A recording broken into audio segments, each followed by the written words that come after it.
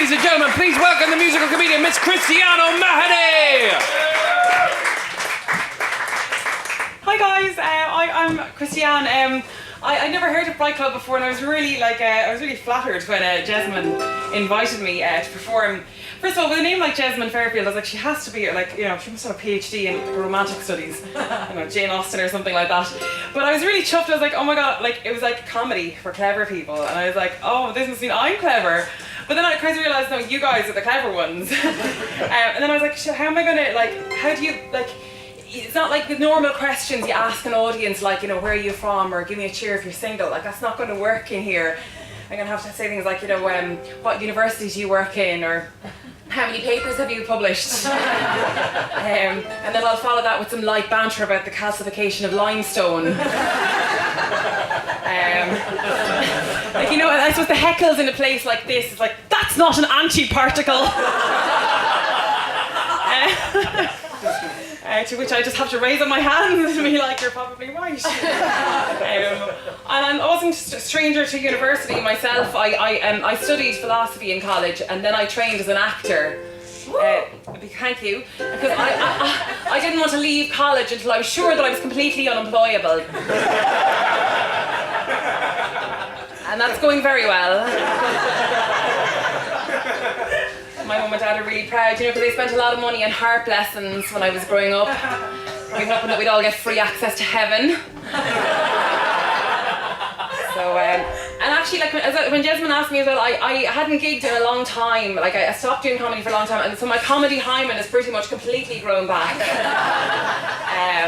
I stopped doing comedy to write a play about a woman who died in the 1916 Rising. It was a very natural progression from stand-up comedy. Imagine. But it was something missing in my life. I don't know whether it was that sort of consistent feeling of self-doubt. It's coming back now, thanks. Because you see, what happens when you stop doing comedy is that your feelings grow back. But I think within a few gigs, and my tear ducts will dry up, and my heart will freeze over, and I'll be fine again. I can feel it happening already. So yeah, that was that. But do you like my harp? Yeah. Do you think it's slimming? Because I'm thinner than it, so it's the perfect sort of outfit for a fat day. I didn't always gig with this harp. I used to do gigs with a much bigger harp. But I just got sick of bringing it around. I was gigging over in England, and I had to get the boat over with it. Imagine that, an Irish woman getting the boat to England and she's not even pregnant.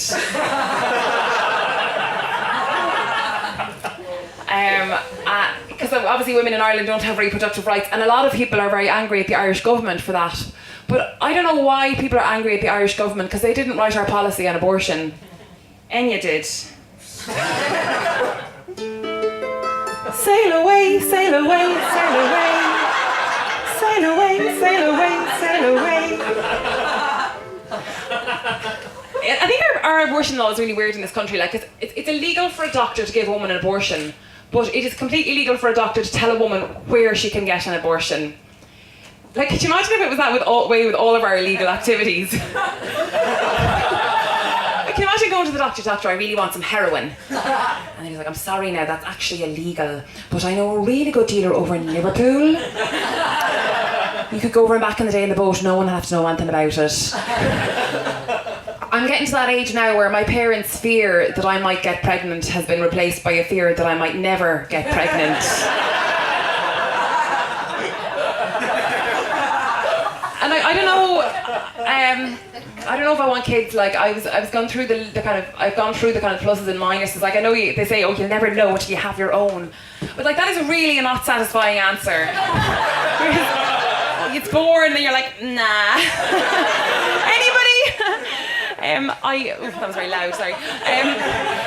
Because basically you can have a child, so the cons are you have no money, you've no life, it probably ruins your career, ruins your relationship, yeah, bad things. And then on the positive side, children are cute in Halloween costumes. and I get really good comedy material out of it, maybe. But that I don't think that's like I think it's really outweighing at the moment. But what I think I might do is I might try to inherit a child. Because I think if I become a godparent to enough children, surely some of the parents will die. Are there any doctors here? Anybody got a PhD here? Yeah, what's it in? Neuroscience. Neuroscience. Oh wow, well, that's actually quite impressive. Like what do you like? Okay, yeah, banter with neuroscientists. Woo! That's great. Yeah, I'll just not talk to the audience in future.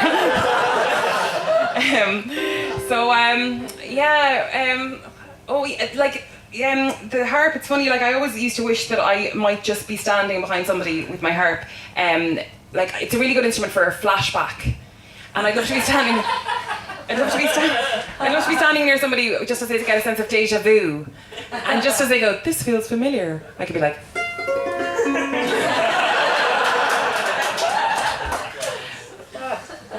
It's also like one of those instruments, like it's very relaxing. You'd expect to hear it on one of those meditation CDs. Relax.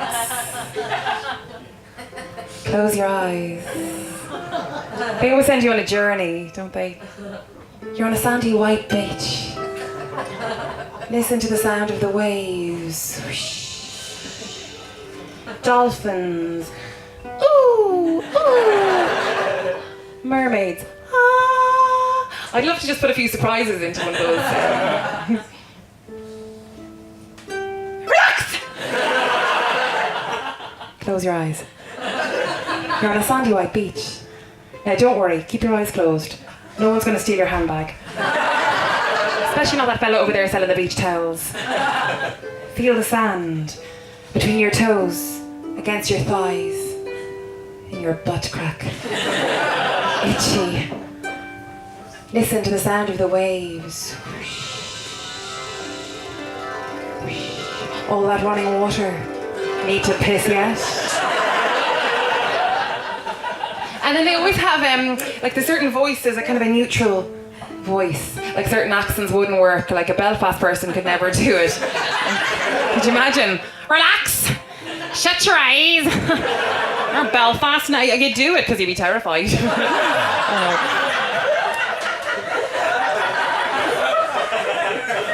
And I've always thought, like, no offense, man, but I always think like I could never have listened to one of those tapes if there was a man doing it, because like listening to a man going, relax, close your eyes, take off your dress. It just sounds creepy. Like, sorry, but it does. Asher, to hell with it. Who's single? Give us a cheer. Oh, that was kind of lonely whoop, wasn't it? Only one person. It's a date night for clever people. I was single for years, and I was, like before Tinder, there was Plenty of Fish. Anyway, yeah, Plenty of Fish was a website, dating website. I was on it for so long, people thought I was a founding member. And I wrote this song about my experiences being single, and it's called Shopping List for the Unloved. You're shopping for one. You're alone. Nobody gives a shit about you. With your pint of milk and your mini loaf of bread, as you stand all alone in the queue, muttering to yourself, will I buy some ham?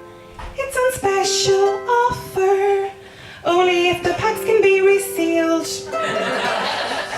Because it's all very well with your jumbo packs, but when I go home, they'll need to be rewrapped into tiny Tupperware boxes that only single people keep in their cupboards, and then burn as soon as they find love. Because love means feeding frivolous amounts of ham to your naked lover. Post-coitially. Instead of lying awake at night worrying if the ham is going to stay fresh for Monday, Tuesday, Wednesday. You can join in if you know this bit. Thursday, Friday. Every night the same to the end of your life of ham-based anxiety. La la la la la la la la la la. Just another cozy night in. Forget that jumbo pack of toilet roll. You You'll never shit your way through 12 on your own. By the time you've pooed your way through the pack, they'll have reinvented how we go to the jacks. Forget about that silver sequined thong. You'll be much better off with a pair of long johns. On a wintry night, you'll feel rather glum, in bed with a wedgie and goosebumps on your bum. Party for one, glittery bum that no one wants to spank. So have a cry wank. Unless you live in Australia where thongs are actually flip-flops. That was something I discovered in my first week in Australia when my neighbour Janie was having a barbecue and she invited me over and she was like, don't worry, the dress is going to be casual, you know, like people are going to be wearing like t-shirts and thongs. I was like, really? I was like, oh, are you sure? She's like, yeah, you can borrow a pair of mine if you like. It's like, oh no, you're grand, thanks. Fucking Australians. Just another cozy night in. Forgotten my key. That was that. I might do another song now. And this is one about fairy tales. It's about fairy tales. I really liked them growing up, and then I discovered then when looking at them as an adult, you know, I was just realised I was fed a whole lot of creepy stuff really as a child. So this is Sleeping Beauty, I wish I had your life. Your prince woke you up and he made you his wife. Now another way of putting that is that you were in a coma and he molested you and then forced you to marry him, but that's not as romantic. And he was a prince and they are the greatest, even if yours is a medieval date rapist. Now, let's not judge too quickly. Like, maybe it was a genuine case of innocent necrophiliac mistakes sleeping woman for dead woman. You know, he might have been walking along, minding his own business in the forest, and then he sees what he thinks is a dead body, and he's like, deadly, that's my type. And he starts making out with her, and then she wakes up, and she's really clingy. She's like, oh my God, I've been waiting for you my whole life. And then he's like, oh, what he really wants to go is, oh, fuck it, you're not a corpse. But instead he just goes, oh fuck it, let's just get married. Happily ever after, trapped by the beast in his castle grand. Beauty wanted to leave, but he asked for her hand. At first she refused and then changed her mind. Proving that true love can grow with time. Either that or she was a victim of Stockholm Syndrome. The Little Mermaid, I wish I had your life. What happened here? Oh, the Little Mermaid fell in love with a man. So she crossed the sea and found the land. A determined lady she was indeed, proving that true love is all you need. Well, in her case, true love and major plastic surgery. But come on, let's face it, like, I mean, relationships are a compromise, right? You know? Like, she changed species, he got back in his fantasy football. And you know, I wouldn't say it'd be easy going out with a mermaid. I mean, can you imagine her in the bath twice a day? Oh, crying like, boo-hoo, I miss my family. Boo-hoo, I can't have an orgasm because my G-spot is plastic. Seriously, Ari, you've made your legs now, stand on them. Happily ever after. Thank you. I'm Funny Harp Girl on Twitter in case you want to add me. Because sometimes I say that at the end and people are clapping so loudly that they don't catch it. So it's terrible. It's the worst thing ever. We're in Ireland. I was in America, so my confidence was kind of went up and then it's gone down again now. This is a song now. I'll leave you with this one. A song about turning 30.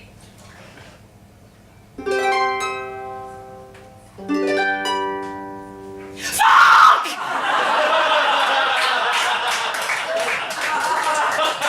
Thanks very much. I've been Christiane.